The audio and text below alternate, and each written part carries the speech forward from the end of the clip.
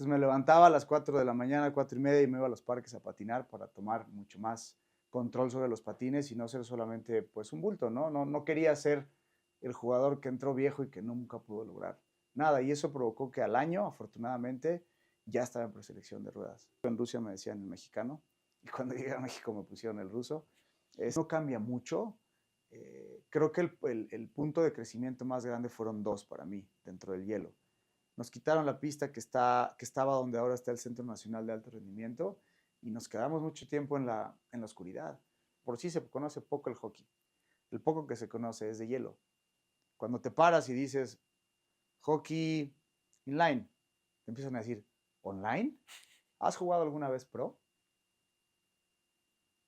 No. Y me dijo, ¿y entonces qué haces aquí? Íbamos perdiendo creo que 4-5-0 y terminamos ganando. Ese comeback provocó que el mismo público se pusiera totalmente a nuestro lado. Hockey nacional, pues tiene a sus ídolos y a sus héroes. No, y Chanito y Perenganito, y ya viste cómo patina él. A veces esas personas en un foro mundial se achican. El hockey en México guarda muchas historias. Para descubrirlas hablaremos con sus protagonistas. Así entenderemos la evolución en este deporte y cómo hemos llegado hasta lo que es hoy en día. El día de hoy me acompaña Jorge el Ruso Guadarrama, un jugador que tiene la experiencia dentro del hielo, pero también más importante en inline. Esto es Hecho en Hielo. Como empiezo con todos mis invitados, nada más que contigo es algo distinto. Entre todos los deportes, ¿cómo llegas al hockey? Y primero hay que hablar del hielo. Ok. Al hielo es algo muy curioso, muy pocas personas lo saben. Mi capitán de ruedas, una persona muy importante en mi carrera que se llama David Ortiz, actualmente reside en España. Él era el capitán de ruedas y por ahí nos enteramos de que hacía hielo, pero nunca nos avisó. Siempre hacía eso, siempre iba primero él y después ya nos invitaba a los demás. Él empezó en Jurásicos y me acuerdo mucho que cuando comenzó a hacer las invitaciones a todos los chavos del equipo, ya no había lugar para portero. Entonces no me invitó y me quedé con ganas de jugar hielo. Y hay otra persona, una portera que también fue preseleccionada, que se llama Nelly Selem, de León, Guanajuato. Ella fue la única que me invitó, la única invitación que recibí para jugar hielo fue por parte de ella.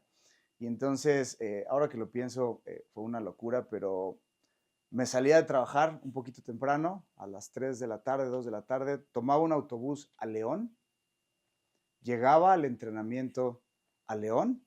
En ese tiempo estaba Gus Tejada como entrenador y a mí me ayudó mucho Portillo, Fede Portillo, portero también preseleccionado y seleccionado en su momento. Entrenaba en León y me daba tiempo para subirme en el último autobús de las 12 de la noche, me acuerdo mucho, para regresar a la Ciudad de México a las 5 o 6 de la mañana, darme un baño y regresar a la oficina. Así fue como empecé a jugar hielo, tenía que entrenar y eso era por lo menos un par de veces por semana y no me acuerdo ni siquiera cuánto tiempo fue, si un año, 8 meses, 9 meses, hasta que tuve una participación destacada justamente en alguna final contra Jurásicos. Por ahí me vio Gom, el buen Gom, Luis Olivares, y él ya me invitó a jugar con Aztecas, que en ese momento era su equipo, y ahí fue como ya empecé a entrenar y a jugar en la Ciudad de México hockey sobre hielo. Esos fueron mis inicios en el hockey sobre hielo. Y en cambio con el hockey inline, ¿cuántos años llevabas ya jugando antes de llegar al hielo? Aproximadamente, yo calculo que 8. En realidad, al hockey sobre ruedas también entré muy grande, esto tampoco lo saben muchas personas. Era mi último año de prepa y me pegué en la espalda con la mochila de esta misma persona, de David Ortiz, éramos muy amigos. Y le dije de broma, ¿qué tienes en tu mochila? ¿Piedras o qué? Y era un poco tímido y me dijo, no, son mis patines. Yo no tenía idea, él en ese entonces ya era seleccionado nacional, ¿no? Yo no tenía ni idea. Y le dije, bueno, ¿y a poco sabes patinar? A ver, enséñame, ¿no? Pues sí, un poquito. ¿Cuál poquito? Ya era muy bueno en selección. Se puso los patines y le dije que saltara un bote de estos de basura de escuela, altos. Ajá. Lo saltó como si nada y le dije, ¿por qué sabes patinar? Y ya me contó, es que juego hockey. Y me autoinvité. Oye, por favor, invítame. Pues sí, si quieres, pues va. Y así empecé ya grande, 17, 18 años. Me apasionó desde el día uno. Yo viví en Rusia 6 años y en esos 6 años de ahí viene el apodo ruso, no particularmente porque sea rubio. Y ahí vi mucho hockey y siempre me gustó. Siempre los deportes de contacto me han gustado, el fútbol americano, el boxeo, siempre me ha gustado el deporte de contacto. Y ahí fue cuando me enganché desde el primer entrenamiento. Siempre me gustaban los porteros. Y pues nada, tuve muy poco tiempo siempre. Yo sí soy muy competitivo. He practicado muchos deportes. Eh, a mí no me pasó nada en la rodilla, pero también jugué fútbol, soccer a un nivel muy alto, incluso fuerzas básicas de Atlas, en la generación de Dani Osorno, de César Andrade, todos ellos. Jugué y estuve a punto de firmar mi primer contrato profesional de fútbol. Decidí estudiar porque no me permitían estudiar más allá de la prepa en ese entonces, pero siempre he sido muy competitivo en los deportes. Entonces, desde que empecé con el hockey, me acuerdo mucho que mis papás, no me odien, papá, mamá, si lo ven, siempre me habían apoyado, pero cuando empecé con el hockey fueron muy claros y me dijeron, no más, siempre llevas a los deportes al tope de lo que se puede practicar y lo dejas. En esta ocasión no te vamos a ayudar, y menos con el costo de un equipo de porteros. Si quieres, ya estás grande, hazlo por tu cuenta. Y me acuerdo mucho que para comprar mi primer equipo tuve que poner un puesto de juguetes en la Feria de los Juguetes del Metro Velódromo y un puesto también de tacos en la Feria de la Ciudad de México. Y así fue como compré mi primer equipo, vendiendo tacos y vendiendo juguetes. Estaba chavito, estaba muy entusiasmado y fue mi primer equipo. Fue mi primer equipo y fue mi primera experiencia como jugador de hockey sobre ruedas. Y en esa parte que dices que estuviste en Rusia, ¿nunca intentaste jugarlo o no te llamaba la atención? ¿O por qué llegas tan tarde al hockey en hielo? Sí, sí, siempre me llamó la atención. Siempre los deportes de contacto me llamaron la atención. Desafortunadamente, mi mamá no me daba permiso. Me dijo, hasta que seas mayor de edad vas a poder decidir los deportes que vas a practicar. Mientras tanto, mi idea es cuidarte y pues básicamente no me dio permiso. Pero sí, siempre me llamó la atención. Desafortunadamente ya entré bastante grande, pero estuvo bien porque fue un reto. Fue un gran reto. Todo el mundo a los 18, unos incluso ya van de salida, ¿no? Unos incluso ya terminan la carrera y yo fue cuando la empecé y sabía que tenía poco tiempo. Entonces me acuerdo que me levantaba con mi papá a las 4 de la mañana, 4:30 de la mañana, antes de ir al gimnasio, antes de ir a hacer nuestra rutina y me ponía a patinar en los parques. Él me llevaba, él me esperaba, porque yo sabía que tenía que aprender en poco tiempo o en menos tiempo lo que los demás ya habían aprendido en toda una vida. Entonces me levantaba a las 4 de la mañana, 4:30 y me iba a los parques a patinar para tomar mucho más control sobre los patines y no ser solamente pues un bulto, ¿no? No quería ser el jugador que entró viejo y que nunca pudo lograr nada. Y eso provocó que al año, afortunadamente, ya estaba en preselección de ruedas. Tardé un año en estar en preselección de ruedas, implicó un esfuerzo increíble, pero lo logré y desafortunadamente al segundo año, cuando ya me tocaba ir a un mundial, en el último entrenamiento me fracturé la clavícula y entonces eso demoró todavía un año más mi debut en ruedas. Si no hubiera sido en el segundo año, pero bueno, por algo pasan las cosas, ¿no? Y en ese momento estar en deportes que no, pues, no son tan vistosos en la televisión, o bueno, sí son vistosos por el cómo se lleva el juego, pero no les dan tanta difusión. ¿Cómo fue ser seleccionado en hielo, en ruedas, y cómo llegas a las diferentes selecciones? Bueno, en realidad sí es un tema y aplaudo mucho lo que ustedes hacen. Creo que el tema de la difusión es muy importante. Somos un país que tiene ya sus deportes predilectos, ¿no? Como es el béisbol, el fútbol soccer, el fútbol americano, el boxeo. Y sí, la verdad es que nunca me preocupé porque fuera un deporte vistoso, más bien era un reto totalmente personal.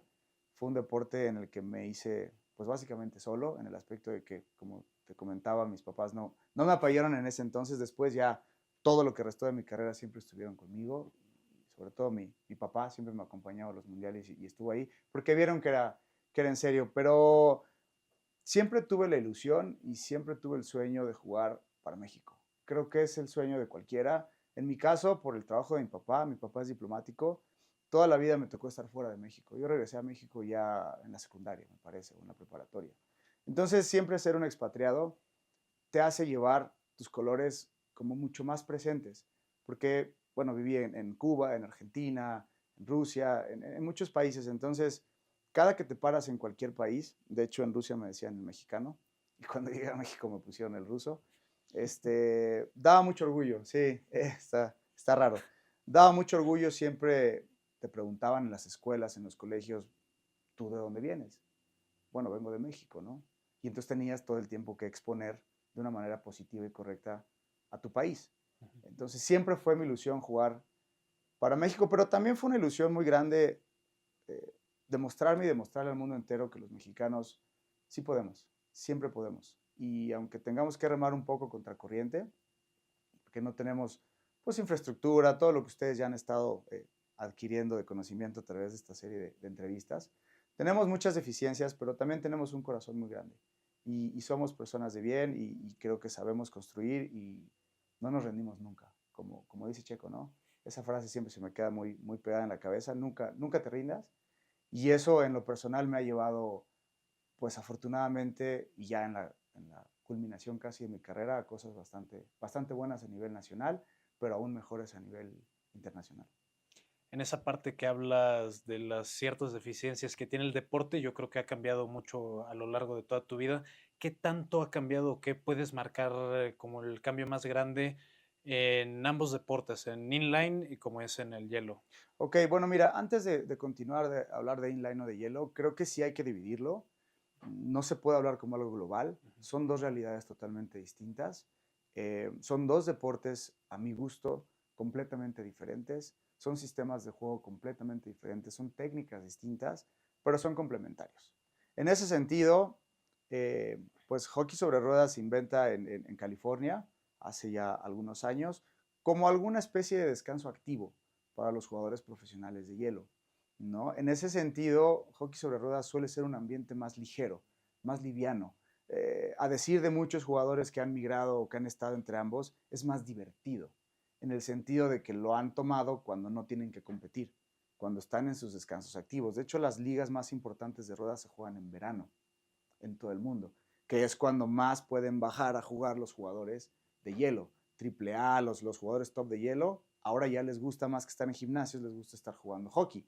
Y la opción de hacerlo de una manera no lúdica, pero sí un poquito más relajada y sin golpes, porque no están permitidos los checks, es jugando hockey sobre ruedas. Habiendo dicho esto, ruedas sigue estando en pañales, me gustaría decir que es otra la realidad.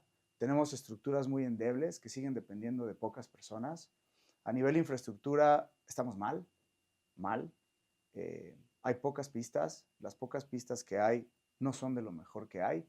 Y más allá de que sean buenas o malas, las personas que controlan estas pistas públicas, en su mayoría, y esta es una opinión muy personal, pues realmente no se encargan tanto de promover el deporte. Desconozco las razones, y ahí viene otro gran paréntesis que yo pues, en toda mi vida me he dado cuenta.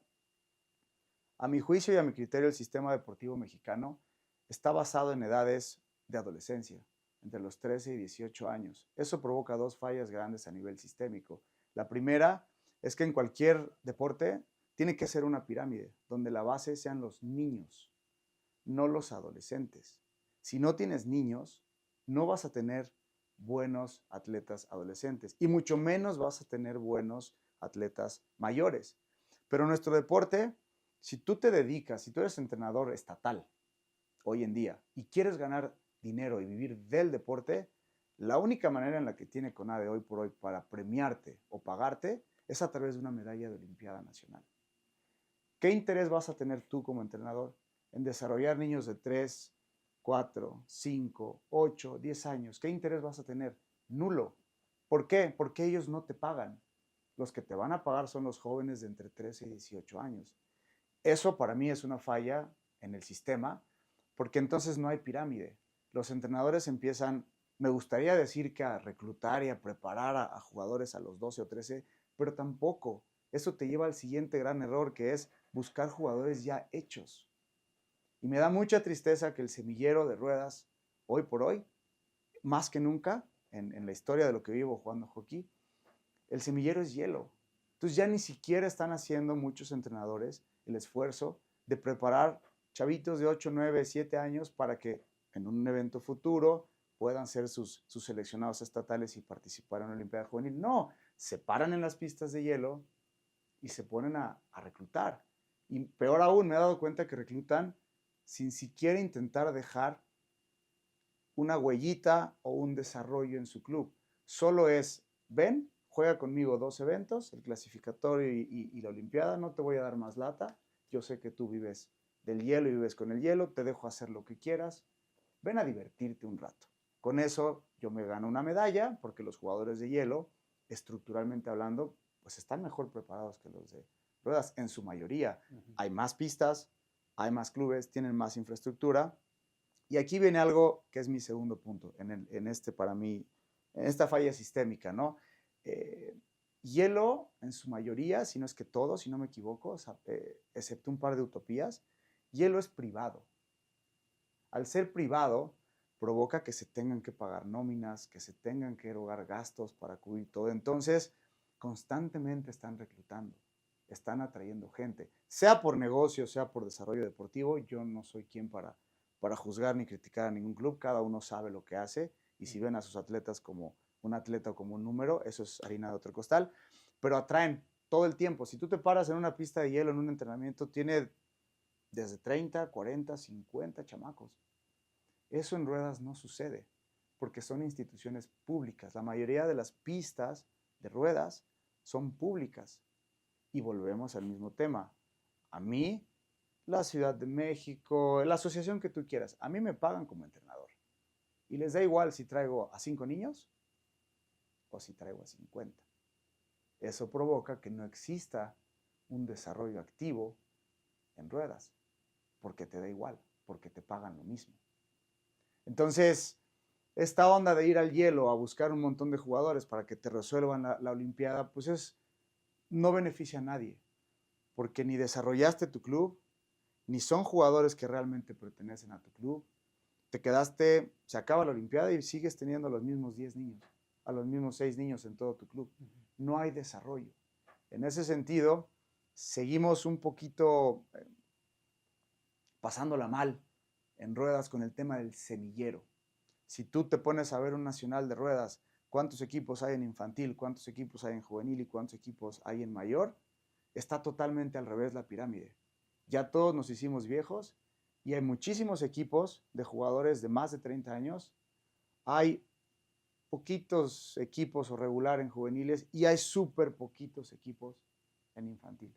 Por ahí alguna vez quisieron tomar una medida drástica que era, si tú eres un equipo de mayor y no tienes un equipo juvenil o un equipo infantil, no te dejo inscribir al torneo de mayor, para promover que tú mismo desarrolles atletas nuevos dentro de tu club. Al final no prosperó, no se me hacía mala idea, pero bueno, mi punto es que en ruedas estamos con la pirámide totalmente invertida y la infraestructura en realidad es pobre, y además de ser pobre en el sentido de que es poca, es deficiente, y además lo controlan personas que no velan realmente por el desarrollo del deporte. No hay lana, esa es la realidad.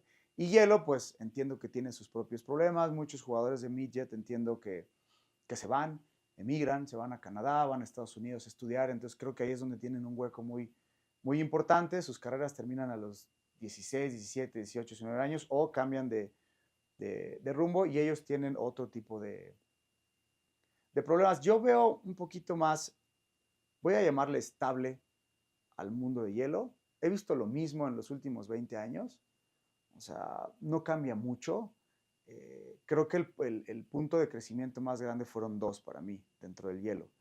La Liga Elite, que fue al principio algo muy, muy, muy, muy bueno. Después se ha vuelto complejo, pero bueno, finalmente ahí se está haciendo un esfuerzo constante. Y definitivo, cuando se tuvo, y lo que voy a decir es muy importante, cuando se tuvo un venue ex profeso para hockey, fue el prime de hockey sobre hielo en México. Estoy hablando de la WIC. Yo no recuerdo otro venue que haya sido únicamente de hockey.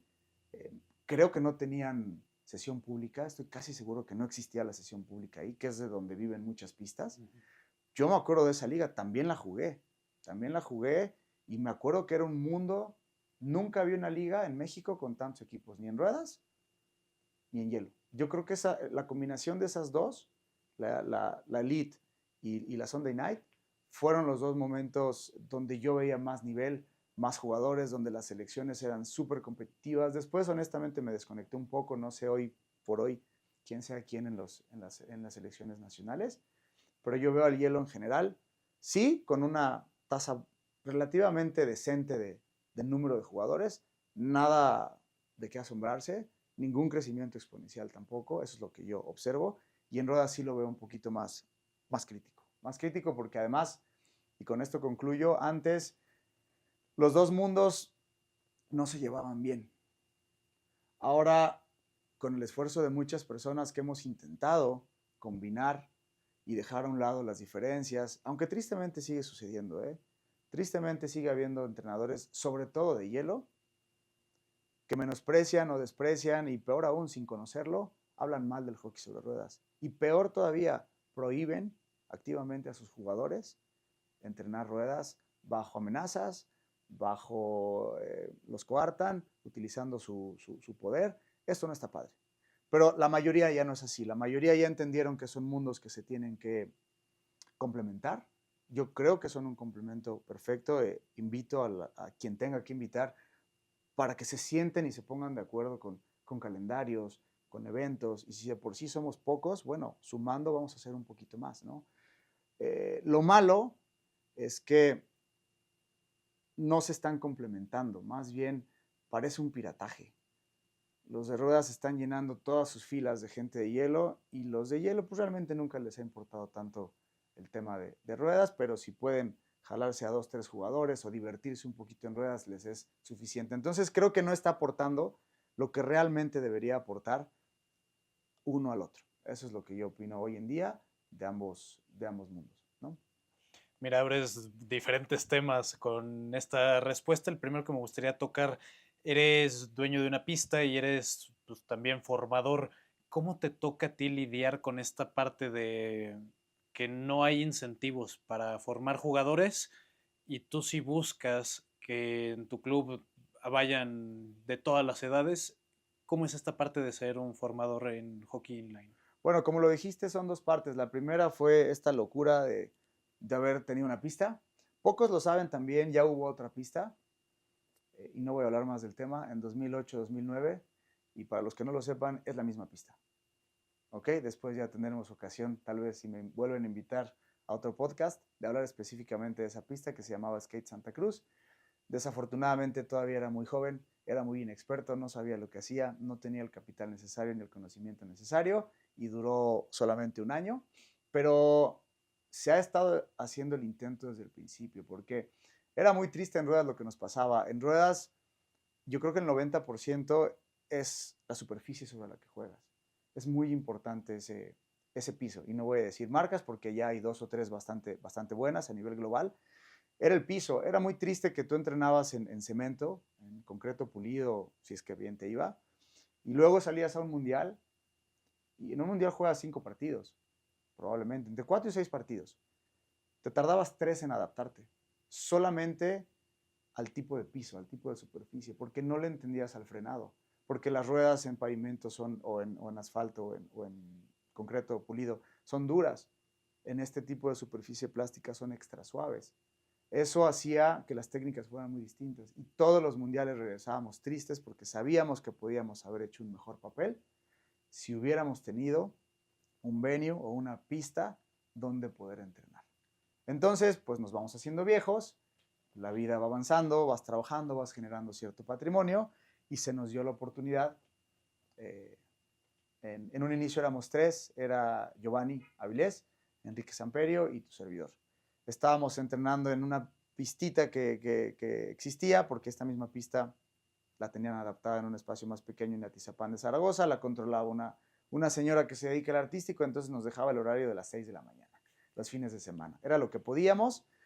Post pandemia regresamos a practicar para un mundial y el encargado del lugar nos dice, muchachos, hoy es su último entrenamiento, estábamos a una semana del mundial, hoy es su último entrenamiento, la pista va a cerrar, bueno, era un complejo deportivo, va a cerrar por pandemia, quebramos. En ese momento tuvimos ahí una mirada de complicidad entre los tres y pues no se tuvo que decir más, ¿no? Entre los tres dijimos, ¿lo hacemos? Ninguno de los tres tenía el plan de hacerlo, no era nuestro plan de vida. Si bien queríamos o ayudamos al deporte desde nuestra perspectiva, pues no teníamos ningún club, no teníamos niños, nuestros hijos son los que jugaban y ya. Pero se dio la oportunidad, hicimos una oferta, nos fue rechazada esa oferta y más o menos a la semana nos dijeron, ¿saben qué, muchachos? Tienen todavía la oferta en pie. Y así fue como empezó Hockey Rings. No teníamos ni siquiera dónde ponerla, para que me entiendas.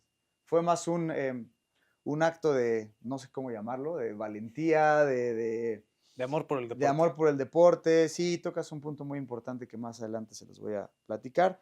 Y así fue como empezó Hockey Rings. No teníamos dónde poner la pista. Nos dijeron, muchachos, tienen 3 semanas para sacarla de esta bodega y se acabó. En 3 semanas tuvimos que encontrar un lugar. En la Ciudad de México encontrar lugares de más de 2.500 metros cuadrados o 3.000 es prácticamente imposible o muy caro. Encontramos en el Estado de México, en Lomas Verdes, no, más abajo, por la 1 de mayo, en el Toreo. Y no tuvimos más remedio y más opción que ese lugar. Construimos todo desde cero, tenía el techo y el piso, todos los tapancos, las gradas, todo lo que había que construirse, los baños, lo tuvimos que hacer desde cero. Y así fue como empezó. Después estábamos muy dudosos con respecto al club, porque un club implica responsabilidades. Te repito, tampoco voy a decir mentiras. No estaba en nuestros planes ser formadores. Si bien yo siempre, y Giovanni también, y Enrique también, siempre tuvieron grupos. Enrique entrenaba en Gran Sur, era el encargado de Gran Sur. Giovanni mucho tiempo estuvo a cargo de selecciones de ruedas de mujeres y también entrenaba a las chavas del Politécnico. O sea, siempre estuvimos activos y yo con porteros nunca tuvimos en el radar hacer un club. Pero bueno, una cosa lleva a la otra. Y la verdad es que empezamos pues con nuestros hijos. Ese fue el club en un inicio. Ellos querían jugar y dijimos, ¿qué hacemos? Y empezamos desde cero. Empezamos a hacer demostraciones en escuelas. Había algunos cuantos de otros clubes que se quisieron unir a nuestro proyecto y empezamos realmente con niños pues que no se habían puesto patines nunca.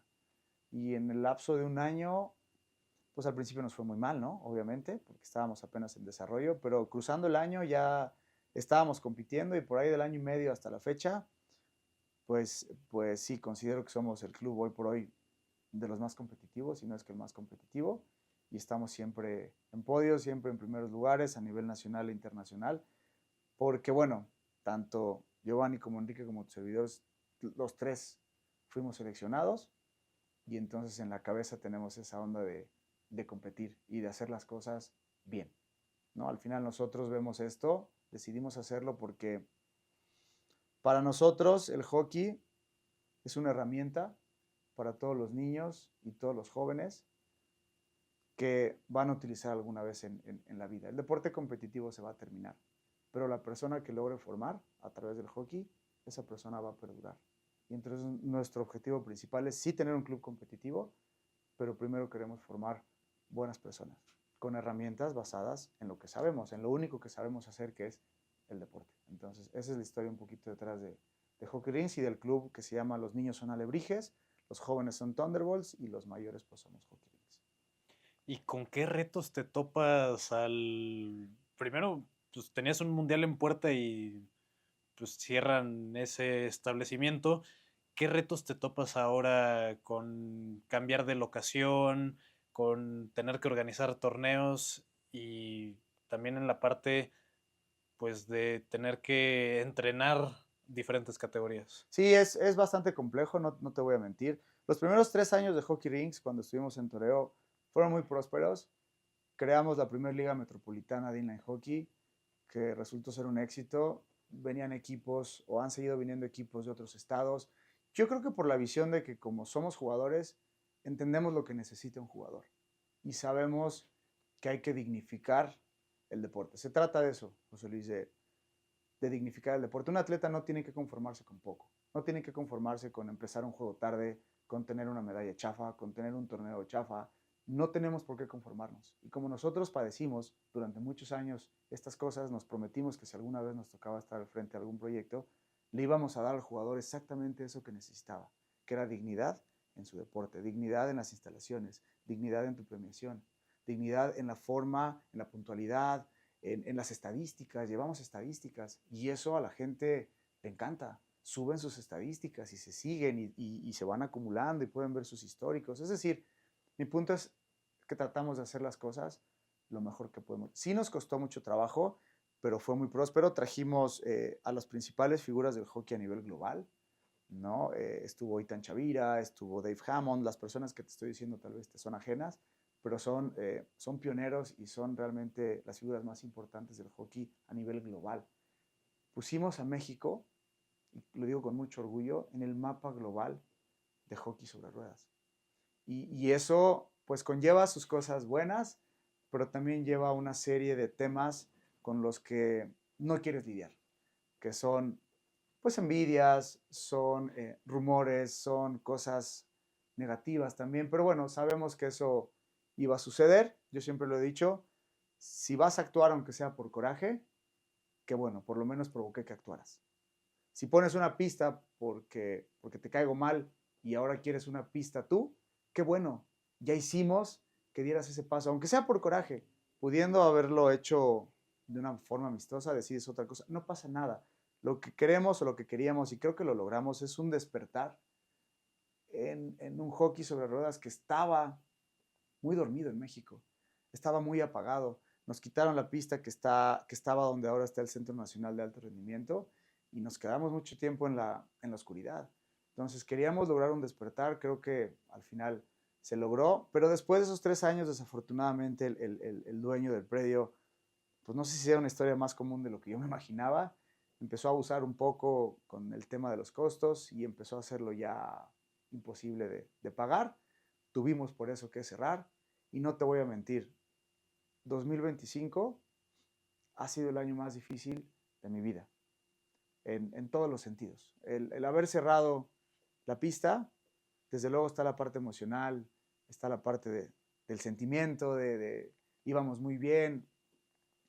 Cortarle los entrenamientos a los chamacos que traen un ritmo increíble o que traían un ritmo increíble ya compitiendo en Estados Unidos, en España, dejarlos sin un lugar nos afecta. El golpe financiero para, para los socios merma muchísimo tu calidad de vida. Y luego decidir si lo quieres volver a intentar o si dices, no se va a poder, porque en México, pues a nadie le importa el deporte. A nadie le importa un proyecto de hockey, y menos de hockey sobre ruedas, ¿no? De por sí se conoce poco el hockey. El poco que se conoce es de hielo. Cuando te paras y dices hockey inline, te empiezan a decir, ¿online? ¿Inline? ¿Qué es eso? ¿Roller? ¿2 y 2? ¿4? Es muy complejo. ¿Quién apuesta por ti? Claro que buscamos patrocinadores, claro que buscamos inversionistas, absolutamente a nadie le interesa. Entonces, en el 2025 fue un año de muchos retos, decidir si íbamos a regresar o no. Encontramos un buen lugar que necesitaba ser levantado desde cero. Estoy hablando de que era un jardín, lo único que había era pasto e insectos y mucho bambú. Y pues decidimos en esta ocasión ya solamente Giovanni Avilés y tu servidor. Enrique ya no siguió, justo por todas estas mermas a nivel personal, a nivel financiero. Fue muy difícil. Solo seguimos dos y creemos que hoy por hoy valió la pena, estamos en el camino correcto, regresamos más fuertes, regresamos en un espacio más grande. Y te voy a decir otra cosa que te mencioné casi al principio que iba a volver a retomar. Lo que yo me he dado cuenta es que vivir del deporte y vivir para el deporte son cosas distintas. En esta segunda versión de Hockey Rinks, lo que estamos buscando, tenemos subarrendado para box, un estudio de baile, unas canchas de pádel. En esta segunda edición lo que queremos es mantener el proyecto deportivo lo más honesto posible. ¿En qué sentido? Si tú vives del deporte, quiere decir que tienes que ganar dinero. Entonces, puedes tener usuarios que no quieres, pero los tienes que tener porque pagan, porque las cuentas tienen que pagarse. Nosotros no queremos que nadie sea dueño de nuestras decisiones, que nadie esté por encima a nivel económico, que digan, oye, pero yo te pago 3 mensualidades de 3 hijos, ¿cómo ves? Y entonces si no me escoges, me salgo del club. Eso creemos que es el camino incorrecto para el deporte y desafortunadamente, y perdón que lo diga, sucede y sucede mucho. Y muchas veces va el que puede pagar y creemos que eso no es justo para absolutamente ningún atleta. y no queremos que exista ningún control de ningún ente externo sobre las decisiones deportivas. Es por eso que en esta segunda versión estamos generando recursos de algo que no es el hockey para poder mantener el hockey, incluso idealmente en algunos años, con de manera gratuita. Creo que podemos lograrlo, vamos en ese camino. ¿Por qué? Porque si logras eso, tu proyecto deportivo se consolida y se va a las nubes, porque tienes a los mejores. Y no a los mejores en un estricto sentido de nivel, a las mejores personas, a las personas que quieres tener en tu club. Muchas veces hay chavos que son excelentes personas, pero que no les alcanza. No les alcanza para pagar hielo, no les alcanza para pagar unos patines, no les alcanza para pagar ruedas, y valen mucho la pena. Esas son las cosas que nosotros queremos proteger a nivel deportivo. Entonces, en esta segunda versión, queremos enfocarnos mucho más en la parte empresarial para poder generar ingresos suficientes como para poder estar tranquilos en la parte deportiva de lo que atañe a nuestro club y poder seguir creciendo como lo hemos hecho de manera sostenida nuestro club, ¿no? En esa parte de que pues te toca impulsar el deporte, que buscas lo mejor para seguir creciendo y poner el hockey en ruedas en el panorama internacional y meter a México en esa parte, eh, pues nos hablas del Narch. Aquí traes la medalla, traes tu sudadera sobre este evento que tuviste. ¿Cómo fue llegar a tener este torneo? Y cuéntanos, pues a la gente que no sabemos tanto de este deporte, ¿qué implica tener este torneo aquí en México? Ok, claro, con gusto. Para empezar, nosotros ya teníamos yendo a Narch algunos años. Era un mundo distinto. En Narch existe la regla de Mercy, que es que a los 8 goles de diferencia te detienen el juego. Ujú. La verdad es que los primeros años ni siquiera rebasábamos el primer periodo. En ruedas son 2 periodos. Ni siquiera lográbamos terminar el primero. El siguiente año ya terminábamos el primero y íbamos por el segundo. Fueron muchos años, José Luis. La verdad es que fueron muchos años. Pocas personas lo saben y hoy ven Narch como, bueno, vamos todos a Narch. No fue un camino sencillo. Que México, que un mexicano se parara a jugar Narch. Narch es un acrónimo para North American Roller Championships, ¿no? Que es el evento más importante a nivel de clubes en toda Norteamérica y, por qué no decirlo, también a nivel global, porque también van clubes de todos lados del mundo. Son torneos que albergan de 350 a 370 equipos en 2 semanas. Wow. Es una locura. El nivel es una locura también. Poco a poco fuimos avanzando con esfuerzos pues, económicos y con unas golizas increíbles, pero bueno, fuimos avanzando hasta que hubo una selección, no te quiero mentir del año, soy muy malo para los años, muy malo para el tema de los números.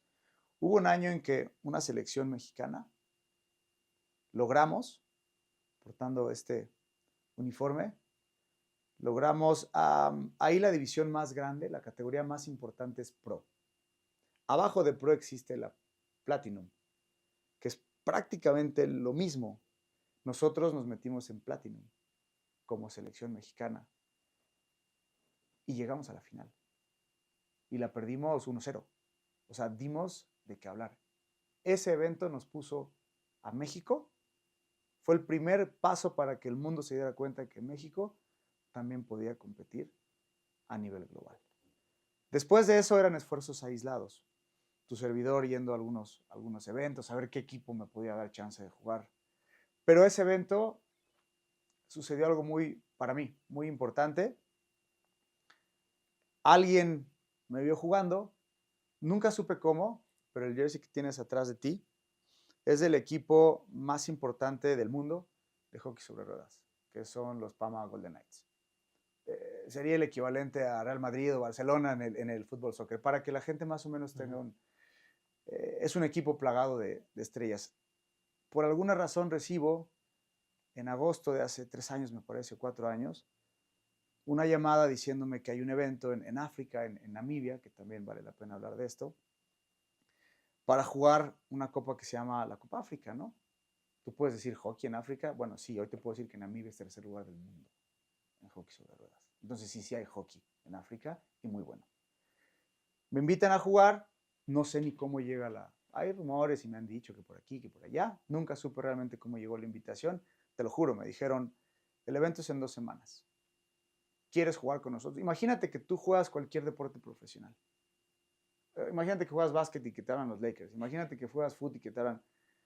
¿Cuál va a ser tu respuesta? Por supuesto que sí. Ni siquiera sé por qué me estás invitando, ¿no? Era algo irreal. Hablé con mi esposa y me dijo, ¿por qué me estás? Porque el boleto a Namibia son 90,000 pesos, 80,000 pesos.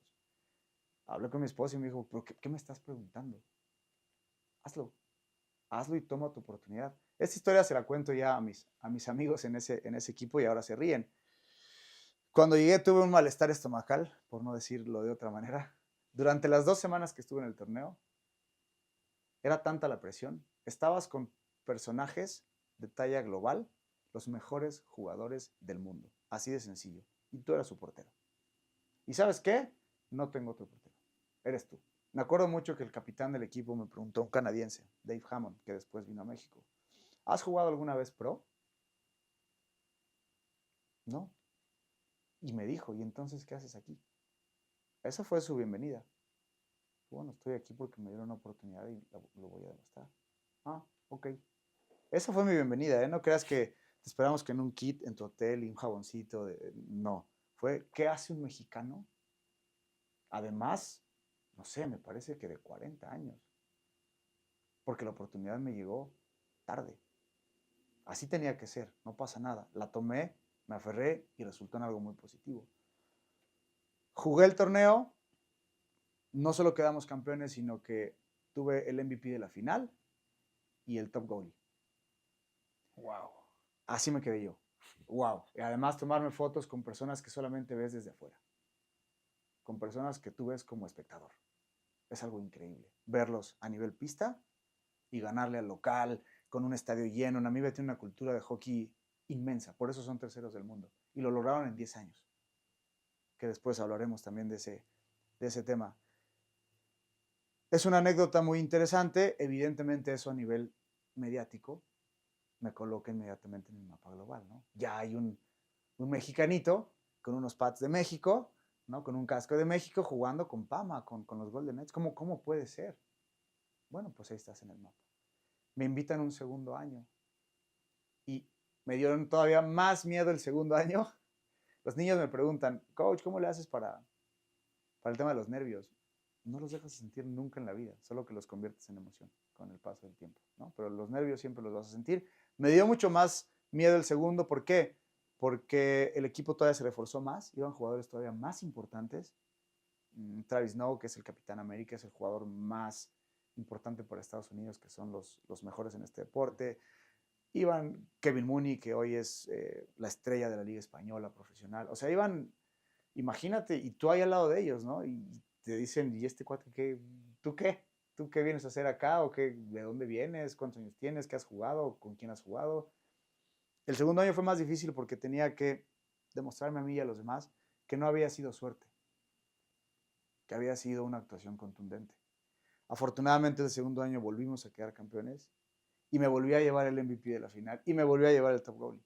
Entonces eso para mí consolidó muchísimo mi carrera, y lo importante y a lo que va todo este comentario no es sobre mí, sino que es la idea de ser una punta de lanza para los que vienen detrás. Para que la próxima vez que digan o hablen de un mexicano, digan, pues si son como él, sí quiero más. Y si siendo viejito, tuvo un performance importante, me dieron el foro ellos mismos. El siguiente año invité a 2 mexicanos a esa misma copa. Mexicanos nunca habían jugado pro, nunca, pero ni cerca de pro en ruedas. También Las More, a través de este mismo ya nueva red de contactos que logramos tener, pudieron jugar a nivel pro en Estados Unidos con un equipo de mujeres. Las dos, Joana y Giovanna. Entonces, esa es la idea principal, de ir abriendo camino, no para ti, porque en este caso te digo, no es hablar en primera persona. Sí cuentas una anécdota y una historia, porque es importante que los jóvenes y los niños sepan que sí se puede, y sepan que es consistencia, y que sepas que a veces la oportunidad es tardía, pero si te llega, no la dejes pasar. A la edad que sea, en el momento que sea, tienes que decir sí. Entonces, ahora, en nuestra posición, ya podemos y ya abrimos muchas más puertas a mucho más mexicanos. Niños de nuestro club ya jugaron con clubes americanos, tenemos una portera, Alexa, que no deja de ganar medallas de oro con un equipo 100% americano. Y la quieren como prospecto. Y ya la están visoreando desde sus 8 años de edad. La tengo desde los 5, ¿no? Y así está Julián Avilés también, que ya juega con la élite de los niños de 18 años. Y eso se logró pues picando piedra, ¿no? Poniendo a México en el mapa. Y eso la verdad es que esos logros sí se convierten en un punto de inflexión. Hay un antes y un después de todo eso. Y afortunadamente no lo hemos dejado de hacer. Los alebrijes menores de 6 años ganaron Sparta Cup, que es el mejor evento en Europa, hace 3 años. Y era una cosa, te puedo decir que el estadio tenía 2.500 espectadores. 2.000. ¿Tú has visto 2.500 espectadores en hockey? ¿En vivo? ¿Tú, con un equipo mexicano? No. No. Imagínate niños de 6 años como si estuvieran hechos para eso. Con una gallardía, con una valentía que, claro, ahí es donde te das cuenta y dices, todo está aquí. Y va mucho más allá de tu nacionalidad. Compitieron, ganaron, no perdieron ningún juego, fueron campeones invictos. Y eso también fue un gran avance para nosotros como club porque los alebrijes se colocaron en el mapa mundial. Después de esos alebrijes de Esparta, Nach nos contacta y nos dice, ¿tienes clubes? Tráete a tus alebrijes. Y los alebrijes lo volvieron a hacer en Nach. Quedaron subcampeones de U10. Llevar a Nach a México, que es lo que tú preguntabas, nos tomó 2 años. Fue una negociación de 2 años de pararte a presentarte con el dueño de la liga y decir, hola, soy Jorge, soy de México. Ya desde ahí era como, ok. ¿Y? No, pues me gustaría que... Nach nunca había salido de Estados Unidos. Nunca. Fue una negociación de 2 años, muy larga, muy difícil. Tuvimos que seguir participando en muchos más eventos para que él realmente viera que había un compromiso de parte nuestra. Y bueno, se logró en noviembre del 2024. Y esto sí, no lo digo yo y no quiero ponerle el título yo, pero todos los que estamos en esto lo han catalogado y lo catalogan como el mejor evento que ha existido en hockey sobre ruedas en la historia del país. Y, pues no voy a spoilear, pero pues pensamos volver a hacerlo. Lo mismo con ese evento y con otros eventos, porque tenemos la capacidad como venue, como organización y como personas de traer a quien queramos traer. Es lo que necesita México, es lo que merece México. Una exposición global y que vengan muchos jugadores extranjeros y que convivan con jugadores mexicanos y que haya muchos jugadores mexicanos consiguiendo becas. Hay muchísimas becas en college para hockey sobre ruedas, eso nadie lo sabe. Y es más, como mexicano la verdad es que tienes mucho más oportunidades de conseguir una de esas que una de hielo, honestamente, ¿no? Entonces sí hay mucho camino por recorrer, estamos en eso, y pues estamos, la verdad, felices de lo que estamos haciendo, como individuos y como organización. Antes de continuar con esta parte de los torneos, quiero abrir un paréntesis. Hablas de un tema muy importante que te tocó vivir y si nos puedes contar más de la experiencia que es ser mexicano, por ejemplo, en los Golden Knights, el tema del racismo es algo de lo que me hablan recurrentemente. A ti te tocó vivir desde muy joven en diferentes países. ¿Cómo fue esa experiencia con Golden Knights, con el hockey en hielo, en diferentes experiencias, pues que no están acostumbrados a que hay mexicanos en estas competencias? Bueno, en lo personal, creo que no me ha pasado, mentiría si te digo que sí. De hecho, en esos equipos ya a nivel pro, pues también están obligados a recibirte. Lo que sí hay es cierta duda con respecto a tus capacidades.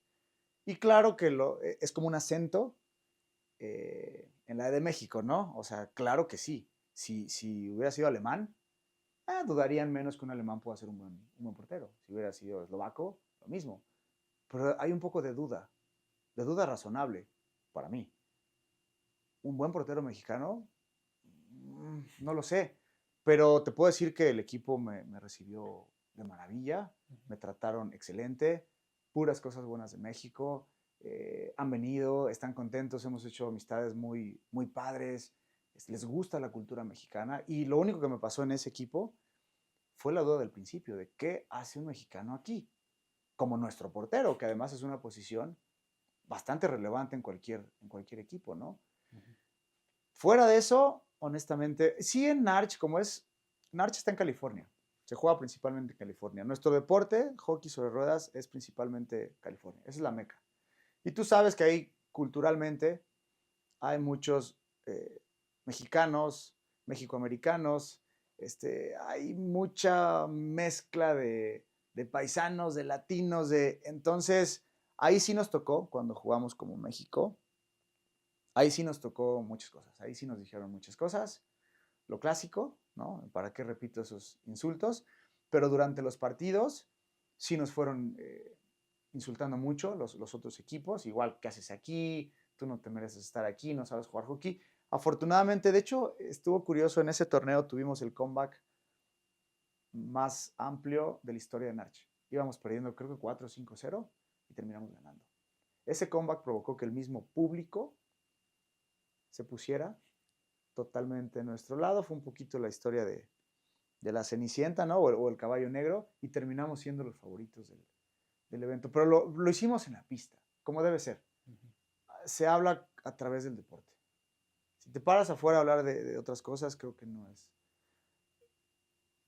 Jugamos muy bien y nos ganamos el respeto de la gente. Después de eso, personalmente, nunca más me volvió a tocar ningún tema de racismo. Probablemente alguno que otro comentario fuera de lugar, pero bueno, lo dejas pasar. Repito, lo demuestras en la pista.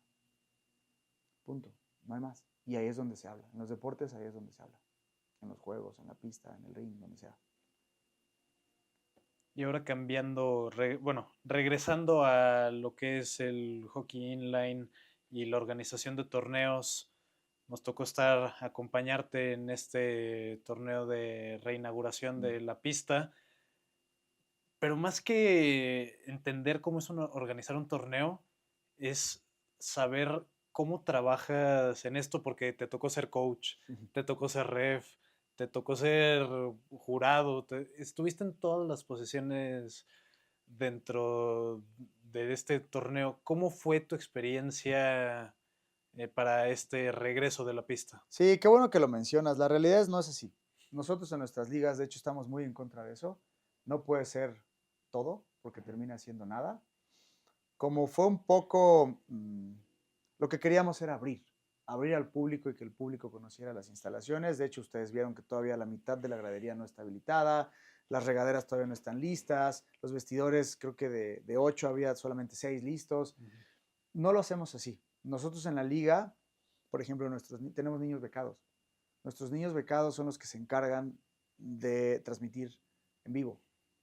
Y luego cuando son juegos de la liga infantil, también nuestros niños becados juveniles son los árbitros, porque los estamos desarrollando, y también son entrenadores. Y refs, siempre tenemos refs.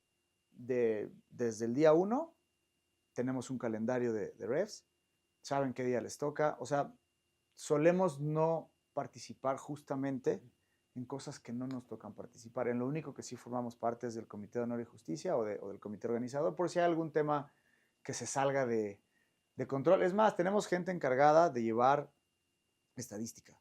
Tenemos gente encargada del marcador. Tenemos gente como árbitros. Tenemos los que transmiten en vivo. Tenemos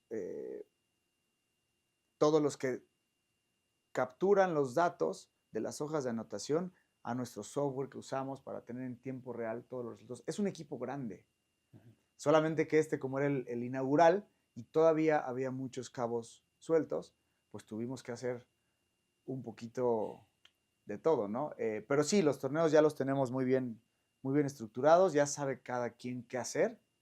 Fue una modalidad pequeña, una versión pequeña. Solemos tener torneos con muchísimos más equipos. Repito, lo que queríamos era abrir la pista, invitar a toda la comunidad del hockey a que supiera que estamos de regreso y que la pista está 100% funcional.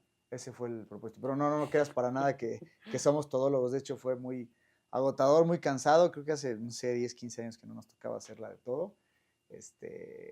Pero bueno, ahora sí nos tocó. Y en esa parte, hablas de los torneos, ¿ya podemos ver algo a futuro en esta nueva locación de Hockey Rinks o todavía hay que esperar para un torneo más grande? No, no, ya vienen cosas, no quiero spoilear, a lo mejor ustedes son el conducto para hacerlo público en su momento, pero sí, vienen, siempre hemos tenido clínicas muy importantes, muy grandes, siempre con prospección o con proyección internacional.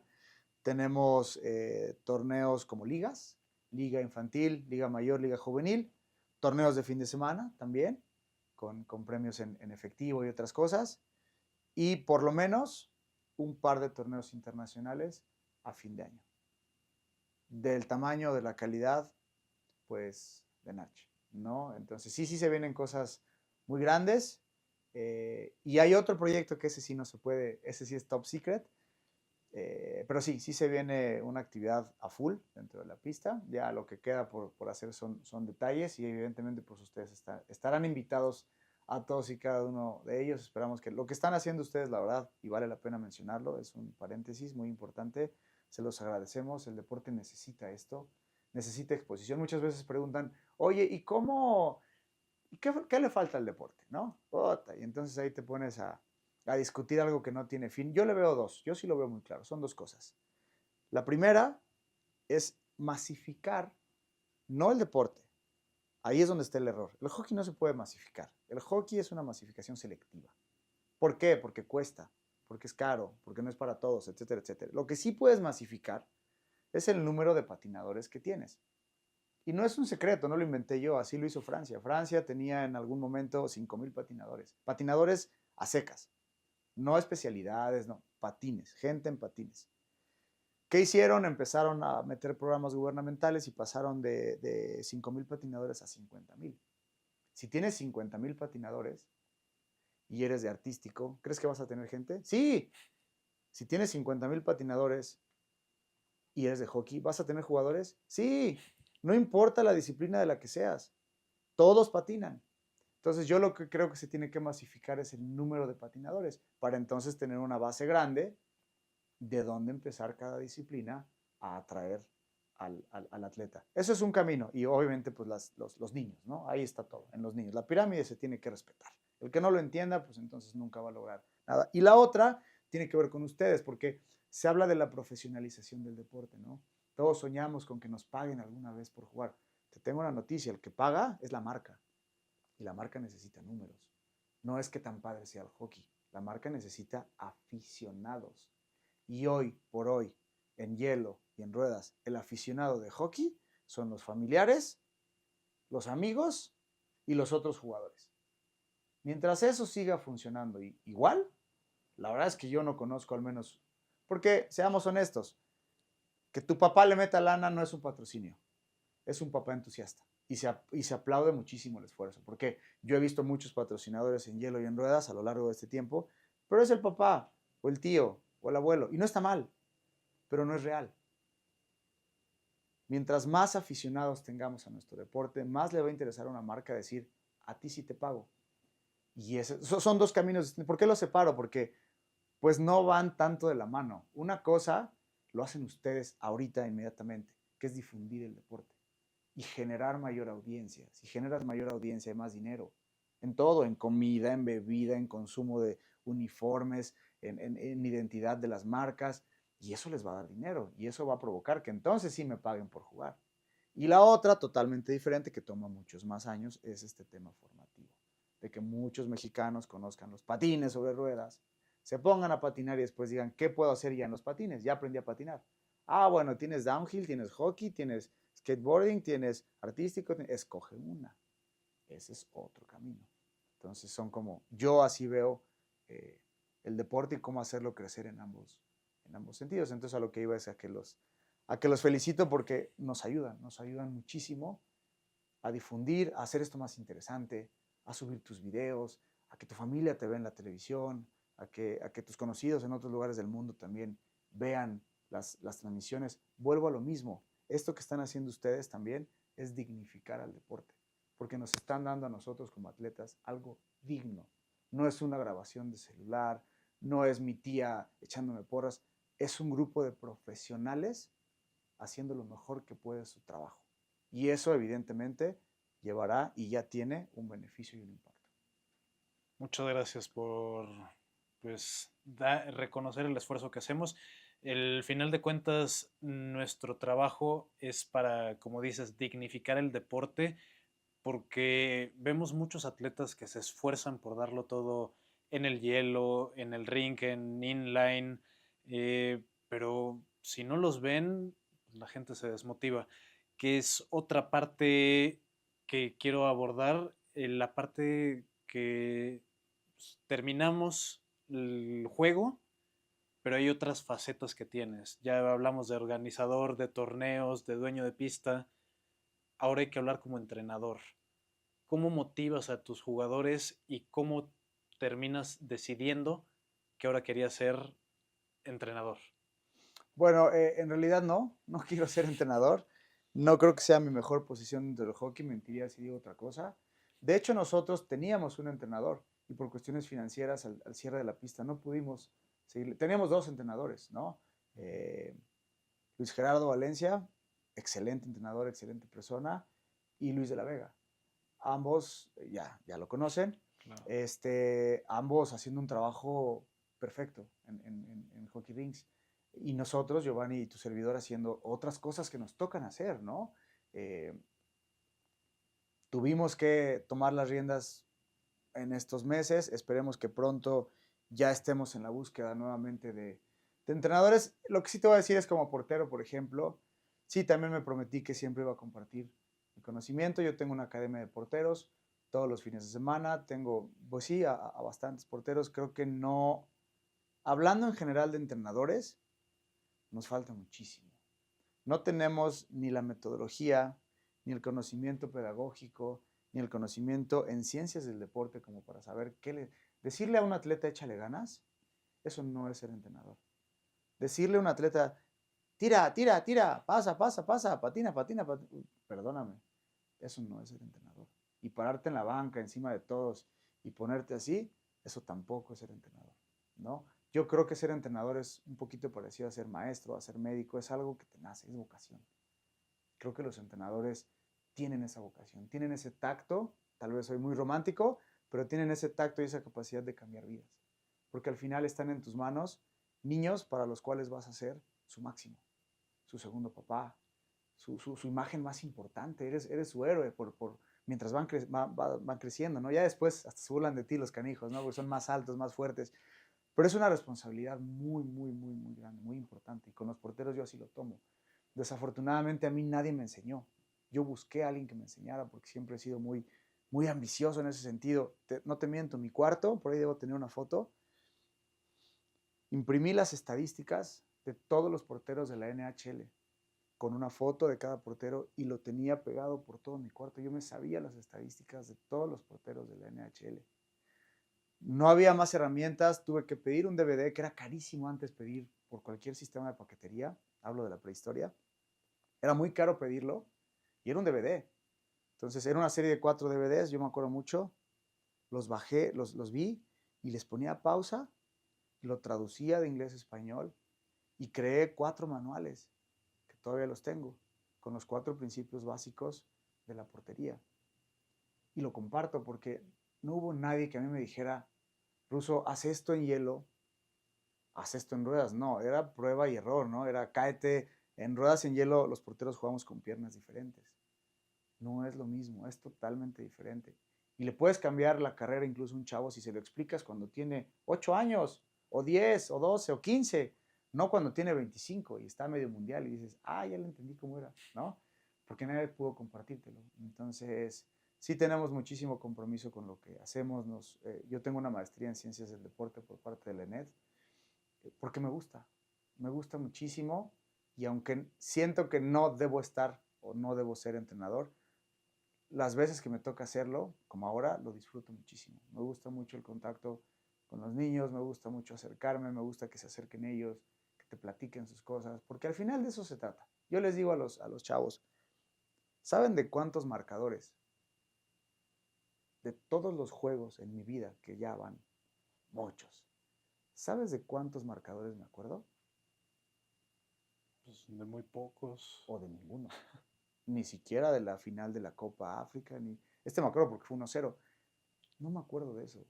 Me acuerdo de cuando íbamos a comer juntos. Me acuerdo de las concentraciones. Me acuerdo de que cuando Giovanni me dijo que iba a ser papá. De eso me acuerdo. Y al final eso es mi objetivo con las personas, con los niños, con los jóvenes y con los adultos. Es eso, que encuentren a través del deporte una herramienta para ser mejores personas. Todo lo demás se acaba y queda como una anécdota que dirán, ahí viene el viejito a contar sus... Pues sí, es de lo que vivo, es lo que me queda, es a lo que me puedo aferrar, a mis recuerdos, pero si contándotelos te acerco a ser una mejor persona, habré cumplido mi misión en la vida. Aunque sea una persona que sea mejor, con eso mi misión está cumplida. ¿Y dirías que ese es lo que más te llevas de este deporte? Totalmente. Y si nos puedes compartir para ti la mejor anécdota que tú te lleves dentro del inline o del hielo, ¿cuál sería? Creo que lo han dicho muchas veces y no voy a ser la excepción.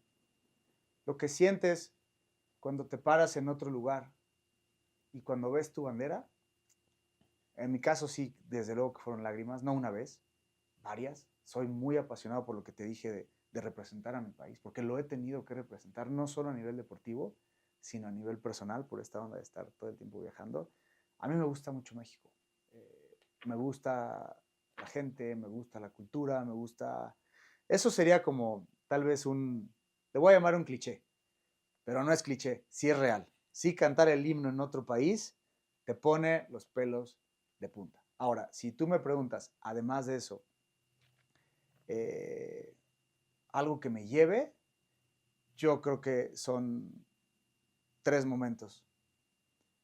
El primero es los niños en Esparta, los niños en Barcelona. Ver esos niños me enseñó a mí cosas que nadie me había enseñado. O sea, cuando niños de 6 años te enseñan a ti, muchas cosas, muchas lecciones me dieron en ese viaje. El no tener miedo a ningún escenario, el ver de tú a tú a cualquier persona. Ellos no tienen prejuicios. Ellos solo juegan hockey y se divierten. Y además lo más chistoso es que saliendo ni siquiera dimensionaban el logro que habían hecho. Se pusieron a jugar fútbol, se pusieron a aventarse helado, se pusieron a... Eso a mí me abrió una puerta muy grande y me hizo entender muchas cosas. Ese fue un momento muy importante para mí como persona. Trascender a través de alguien más, creo que es la meta de cualquier ser humano, ¿no?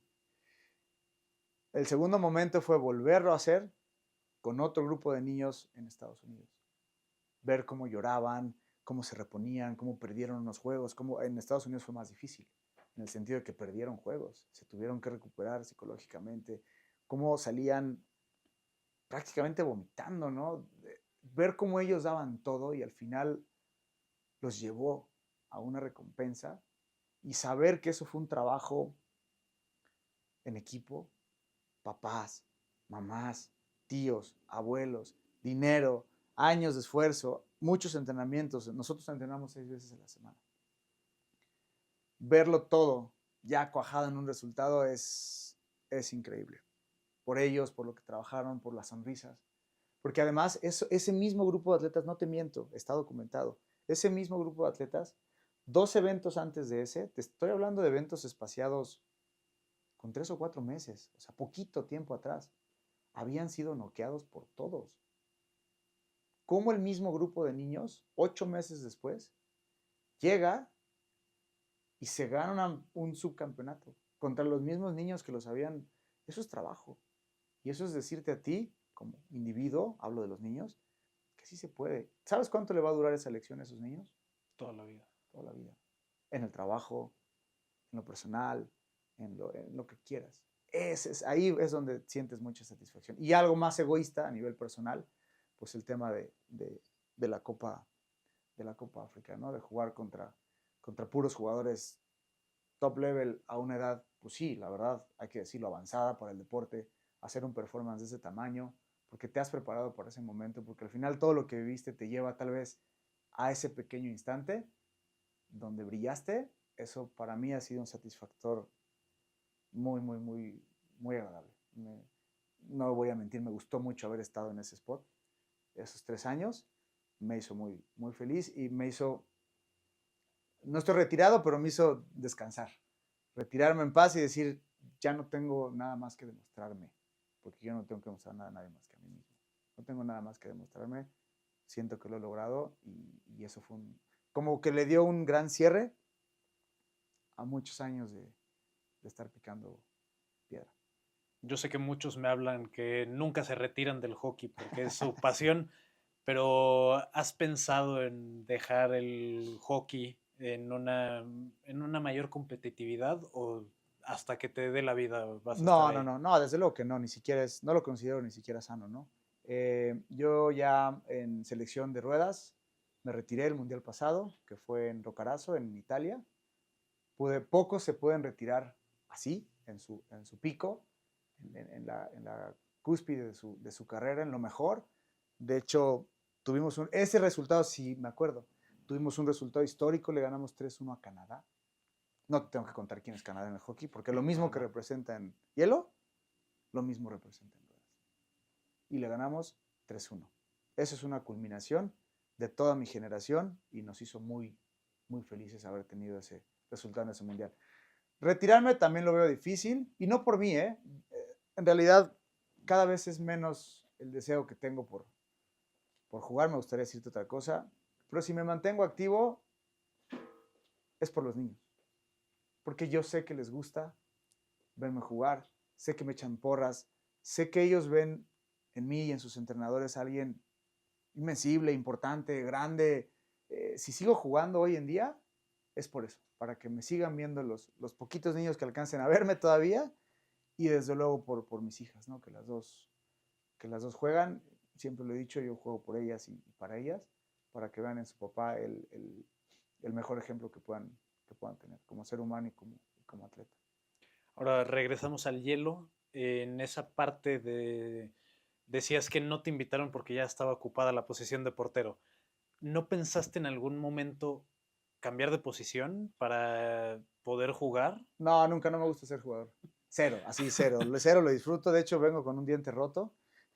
Ayer antier me puse a jugar con los niños y me rompieron el labio y el diente con un pocazo. No, no lo disfruto. La verdad es que siempre me gustó ser portero. Siempre. Sí, eventualmente me pongo los patines. En una liga metropolitana hicimos un equipo de papás de los chavitos y me puse como jugador, pero no, ni siquiera lo disfruto. A mí me apasionan los porteros, me encanta ser portero, me encanta la presión que eso implica, me encanta burlarme de los jugadores cuando no saben qué hacer contigo. No, no podría nunca dejar la portería, ni siquiera por diversión. ¿Y cómo marcarías la mayor diferencia entre estar en hielo y en ruedas como portero? Por lo que me contó Poncho, es la posición que más cambia. Sí, sí, es real y está muy poco hablado esto. A mí me preocupa porque hay muchos porteros de hielo que juegan ruedas. Sobre todo hielo baja más a ruedas, en lugar de que ruedas vaya a hielo.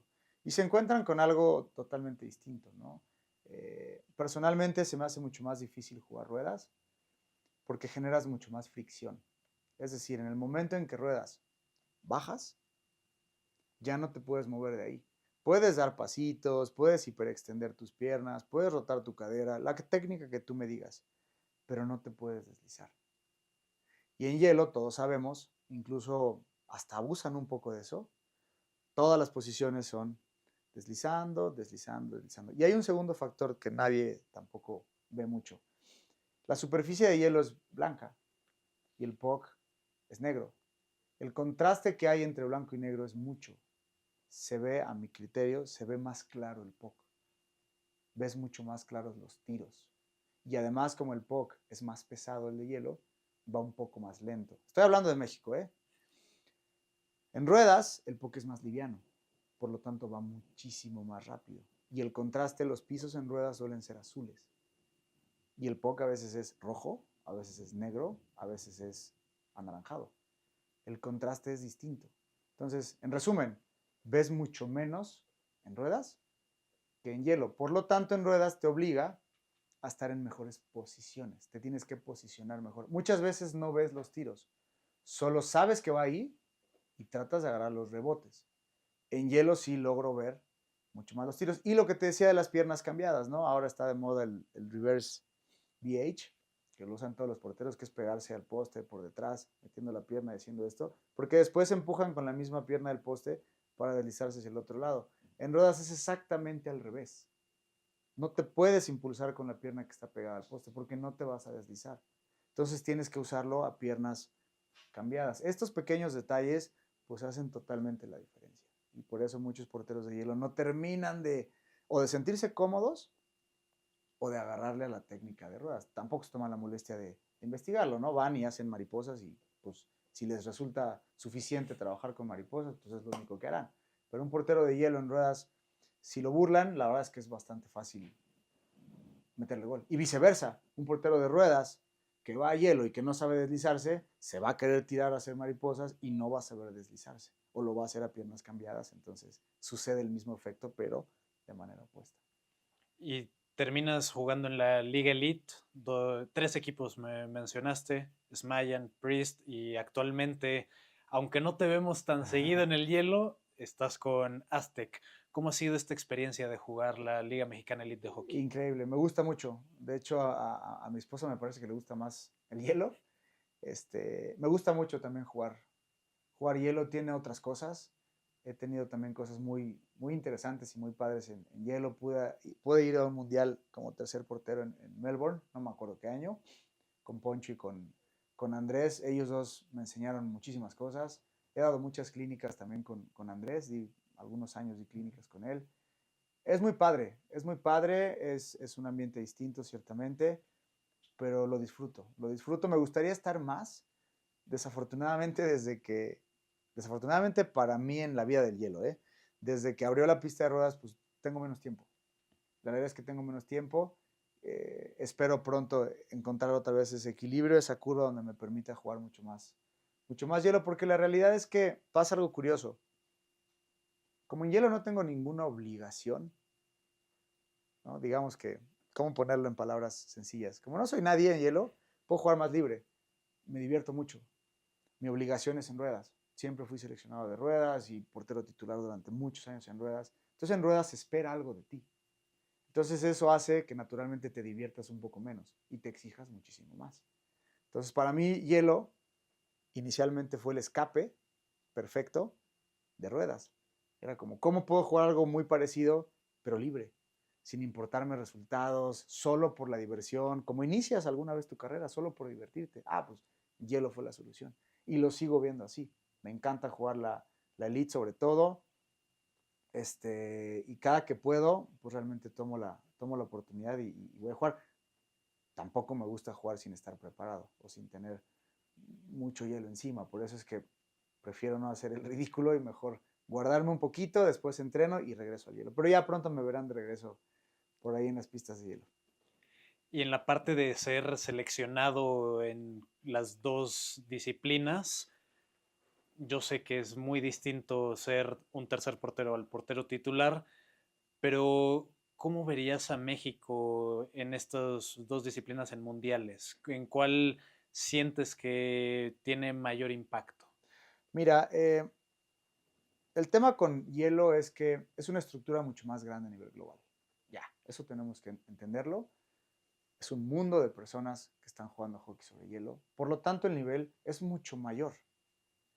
En ese mismo sentido, siempre vamos a tener más oportunidades en un deporte que practican menos personas. Hablo de ruedas. O sea, en ruedas estamos mucho más cerca de poder aspirar a ser top 8, top 9 del mundo.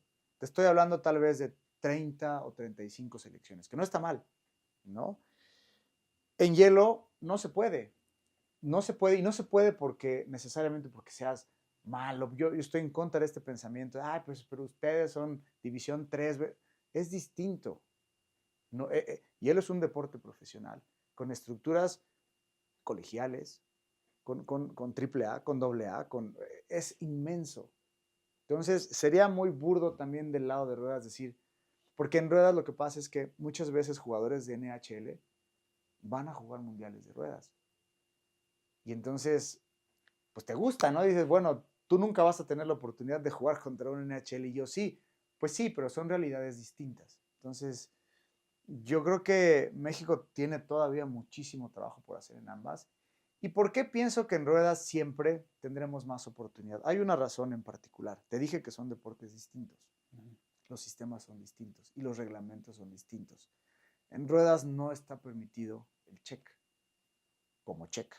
Sí está permitido el contacto, hay muy buen contacto, hombro con hombro, codo con codo, o sea, hay buenos golpes, pero no está permitido el check. Cuando introduces el check a este deporte, ahí sí la parte física impacta. Si no mides 2 metros, sí impacta.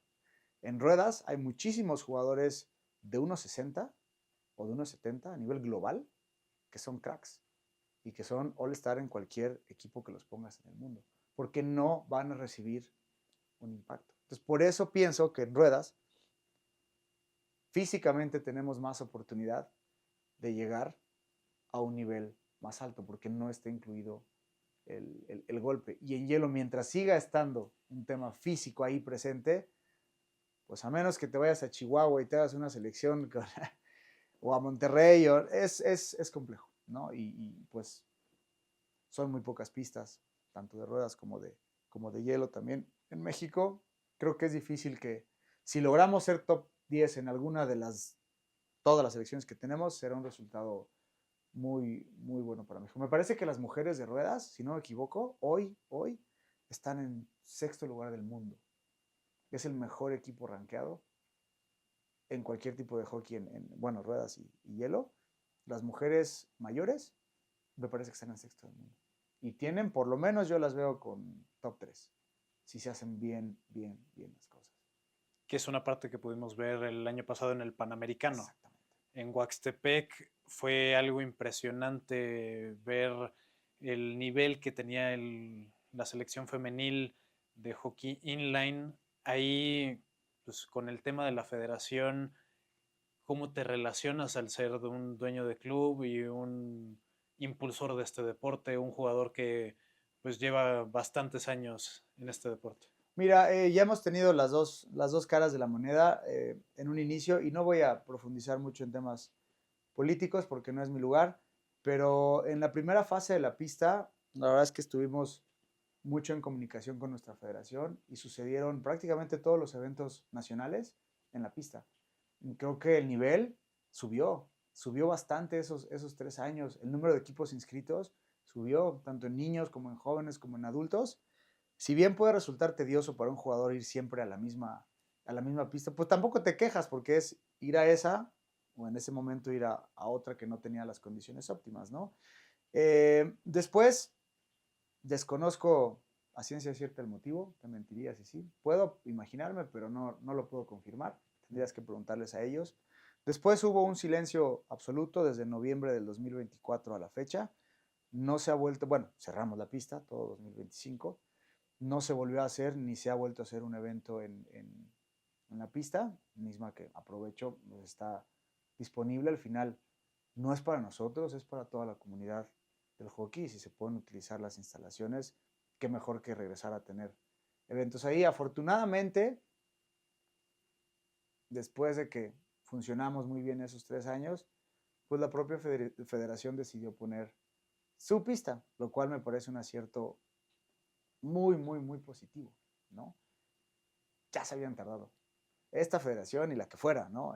Necesitábamos venues de la federación o adecuados, ¿no? Ahora esperemos que más personas puedan tomar estos ejemplos como para tener también la iniciativa y no tener 2 pistas, la de la federación y hockey rinks, sino tener muchas, tener 5, 6, 10, 20 pistas.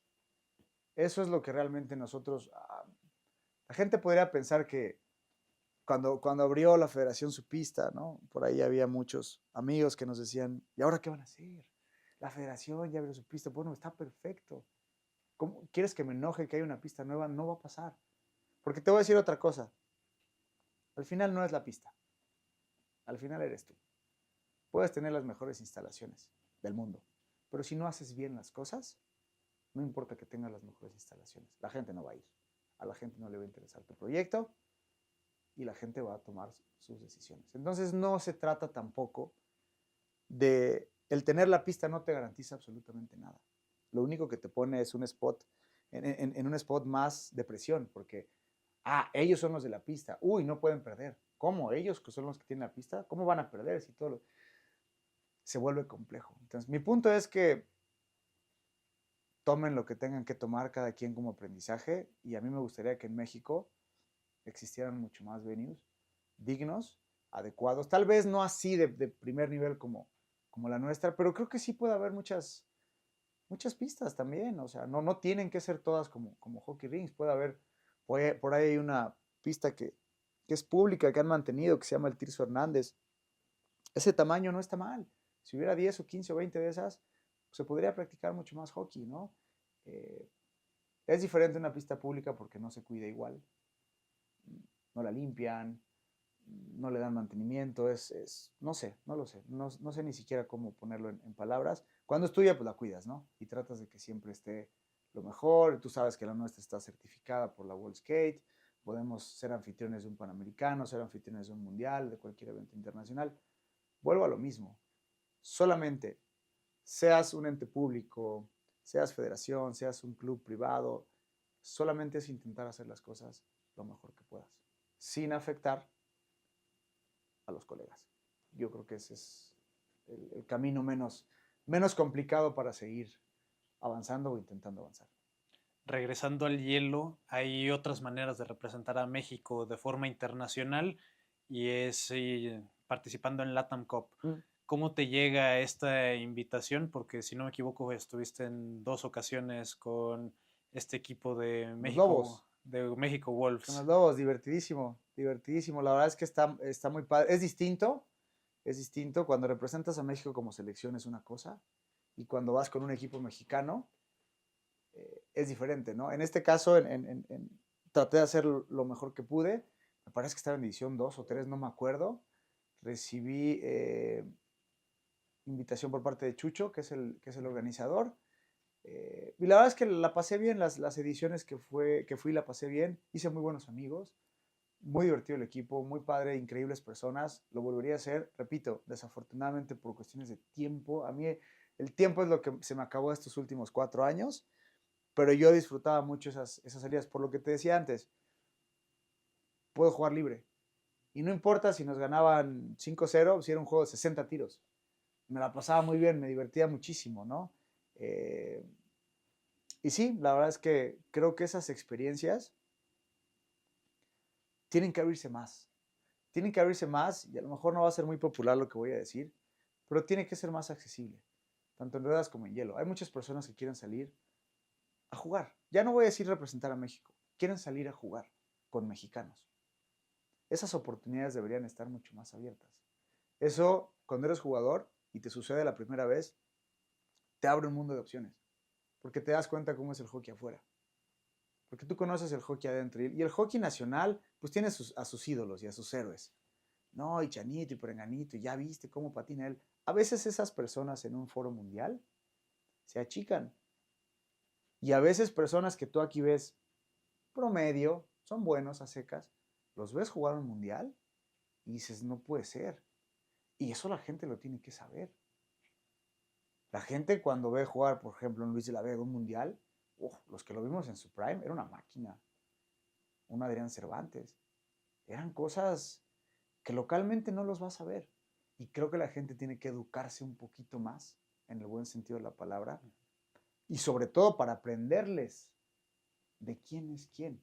Porque nos quedamos con esos héroes locales, el más rápido, el que pega más fuerte, el que tira más duro. Casi la correlación, casi nunca me falla.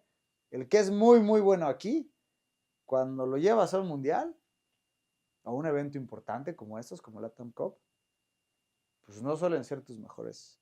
Hay gente que reacciona muy, muy distinto cuando está en un juego a nivel global, en otro país, con otra comida, con otra... Ahí sí es donde vale la pena ir viendo a tus mejores. Y hasta puede servir como una visoría para futuras selecciones, ¿no? A lo mejor estos torneos son un semillero también de selección. Dices, pues este no lo tenía en el radar, pero lo que jugó en LATAM, qué increíble. Lo que jugó en Arch, wow, sí lo quiero para selección porque ya sé que me va a servir para eventos internacionales. Entonces, es muy interesante también. ¿Qué podemos esperar en estos próximos meses, próximos años de Hockey Rinks? Pues lo que queremos, sin duda, es que no se quede en un venue. Sí tenemos la intención de un Hockey Rinks al sur, de un Hockey Rinks en la Roma y sobre todo de un modelo de expansión a través de los colegios, ¿no? Queremos dar esas actividades extraescolares que sean, en este caso, el ball hockey, que es lo más sencillo y lo más económico, que es en zapatos con un stick y una pelota, pero sí acercar mucho más a los niños a este deporte. Y bueno, sin duda seguir siendo el club más importante a nivel nacional y a nivel Latinoamérica. O sea, mira, México tiene, geográficamente, México es un puerto, es un hub entre Sudamérica y Norteamérica. Nosotros como México tenemos un rol muy importante en el crecimiento del hockey sudamericano, centroamericano. El norteamericano me queda claro que está desarrollado. Por ejemplo, muchos sudamericanos para jugar en Estados Unidos necesitan visa. Si México les ofrece un nivel parecido, ya sé que un poco por debajo tal vez, pero si les hace una buena oferta deportiva, antes de ir a Estados Unidos, ¿a dónde van a querer ir? A México.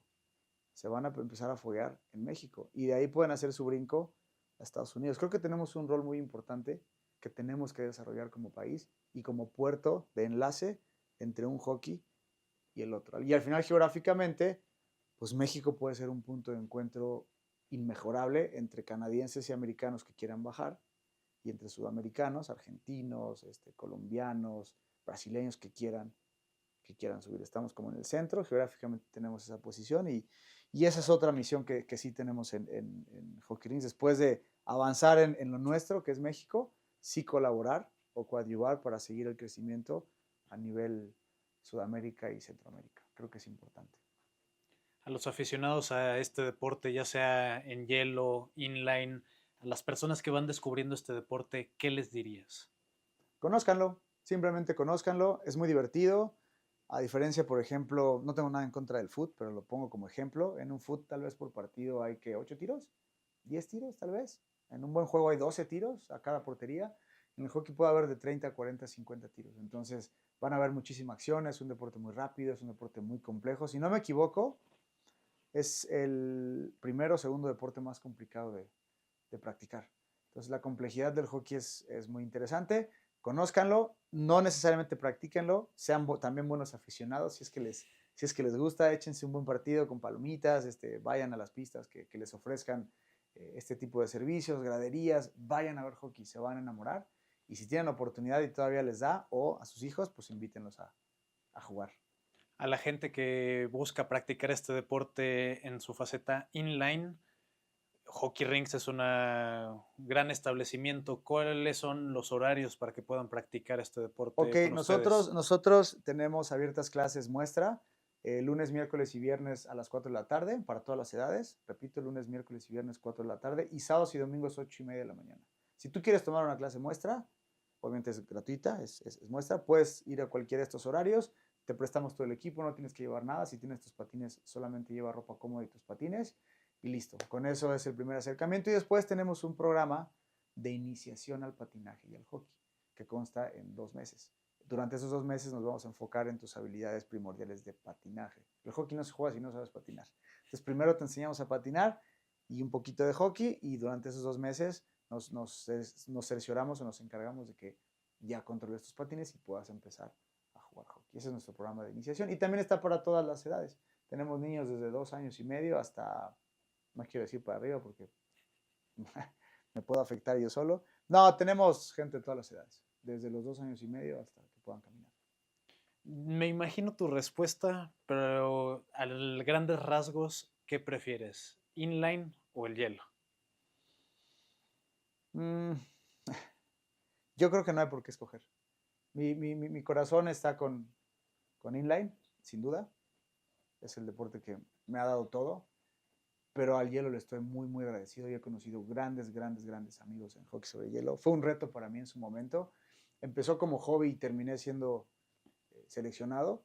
Entonces dejó de ser un hobby y también siguió siendo y perduró como un reto. Entonces yo creo que sí tenemos que encontrar la forma, y hago un llamado de verdad nuevamente a entrenadores, directivos de la federación, no sé, quien tenga que acercarse y sentarse entre ellos, hago un llamado para que logremos una verdadera comunión y una verdadera unión entre estos dos mundos, porque es muy, muy bonito cuando practicas los dos, cuando te sientes cómodo en los dos y cuando sabes de los dos.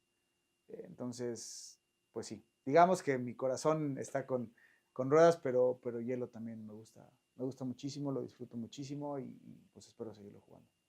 Solo me queda agradecerte que estuviste con nosotros aquí en Hecho en Hielo y pedirte un autógrafo porque no siempre se tiene a un jugador de esta talla en cualquier aspecto y gracias por haber estado con nosotros. Gracias a ustedes, con mucho gusto. Sí. ¿Para dónde? Para, allá, por allá? para donde quiera. Muy bien.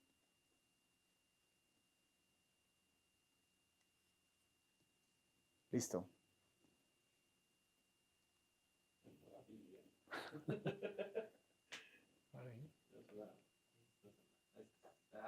Gracias por ver una entrevista más aquí en Hecho en Hielo.